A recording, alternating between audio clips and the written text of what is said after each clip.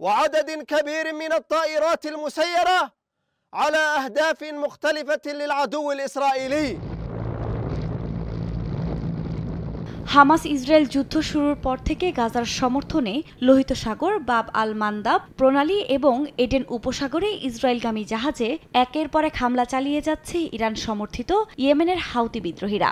শুধু ইসরায়েলগামীই নয়, রেহাই পাচ্ছে না মার্কিন জাহাজও। পশ্চিমা এবং ইসরায়েলি পণ্যবাহী জাহাজগুলোকে টার্গেট করে বিশ্বব্যাপী আলোচনা এবং আতঙ্কের জন্ম দিয়েছে গোষ্ঠীটি। এর জেরে যুক্তরাষ্ট্র ও মিত্র জোটের রোষানলে পড়েও এতটুকু দমে যায়নি তারা। উল্টো আরও শক্তি সঞ্চয় করে পুরোদমে আকাশপথেও পশ্চিমাদের ঘায়েলে ব্যস্ত বিদ্রোহীরা। এর মধ্যেই গোষ্ঠীটির সামরিক শাখার মুখপাত্র দিলেন নতুন হুমকি। শুক্রবার টেলিভিশনে দেওয়া ভাষণে তিনি বলেছেন, নিজেদের আয়ত্তে থাকা যে কোনো জায়গায় ইসরায়েলগামী জাহাজে হামলা চালানো হবে। যদিও এ বিষয়ে এখনো কোনো মন্তব্য করেনি ইসরায়েল।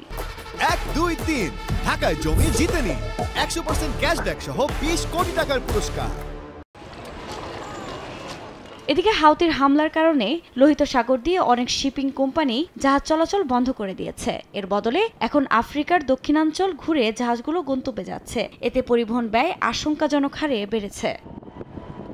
আফরিন মৌ, সময় সংবাদ।